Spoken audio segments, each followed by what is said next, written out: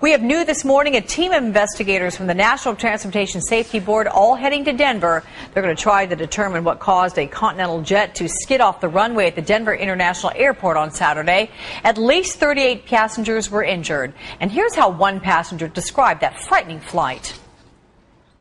Some people were trying to get luggage from their top, and the engine was on fire, so I was worried, you know, about getting out of there just in case something were to explode, you know. And then we had another guy yelling, "Oh, the plane's going to blow up, you know, the plane's going to explode."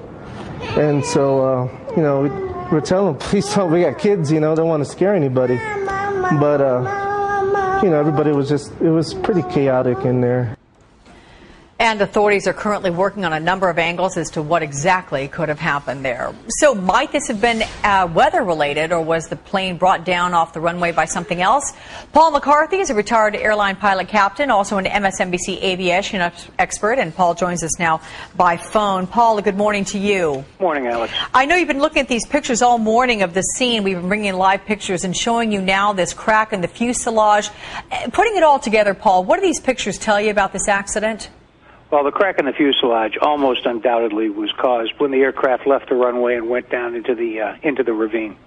Okay. That means that it was a pretty hard landing there. Does it mean that that plane got airborne to sustain that kind of damage, or could that just have happened from rolling down a ravine? Yeah, oh, sure. These things are incredibly strong in the air, but they're not very good as all-terrain vehicles. And as soon as you leave the prepared surface, at a fairly high rate of speed, you're going to see exactly the type of damage we're looking at right now. Yeah. Okay, Paul, we don't have all the details as to what happened. I'm sure the NTSB is on the scene right now, and they're trying to figure out by listening to the tape recordings of the cockpit. However, what we do know was this plane was taking off. It was accelerating. Something caused those pilots to abort the takeoff. Do you think weather played into this at all, and would that include wind? Well, I would be very surprised if weather played into it, because at the time the weather was really quite good.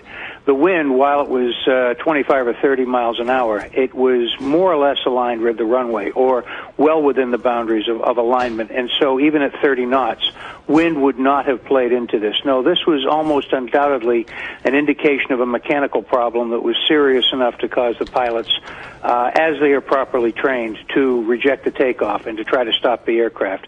Now, why the aircraft left the runway, that's going to have to wait till the NTSB records it, but it's fairly certain that there was a mechanical malfunction that caused the pilots to reject the takeoff. Okay, is it the kind of mechanical malfunction, again, I know you're speculating, but given your years of being in the cockpit yourself and working as the Pilots Association spokesperson, would it be something to do with the engine fire, or might that have started even after the whole incident got underway? Yeah, that's just the whole thing. An engine malfunction is the most usual cause of having to reject a takeoff, and so that's the one that you look at first, if you will.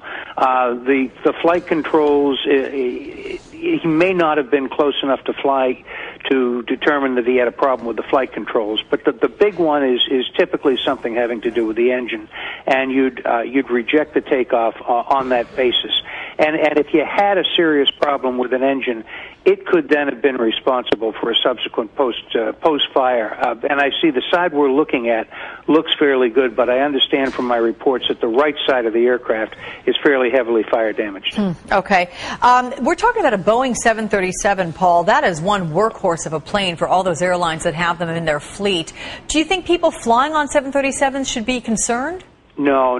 There's about 6,000 of these things in service and around the world, and it's probably as big a workhorse as we've ever had in aviation, and it's an incredibly reliable airplane. But it's a mechanical device made by man, and occasionally something happens. And the good news is, when something happens, the procedures are employed.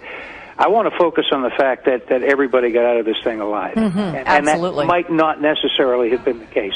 Yeah, as we take a look at this video, and again, that huge crack in the fuselage right along the top of that plane there behind the wings, and then the open door showing how people were getting out of those planes. You use those chutes, if you will. We know 2 people were critically injured. Can you speculate as to how those injuries may have happened, Paul? Again, the reports that I have seen indicate that the critical injuries are having to do with fractures. And frequently we will see that when people use the evacuation slide and then don't get out of the way of the slide, somebody else uses the slide and runs into people, and you can get very serious fractures that way. Yeah, absolutely. Okay, Paul McCarthy, retired airline pilot captain, MSNBC aviation expert. Paul, thanks for weighing in. We appreciate it with this breaking story. Thanks, Alex.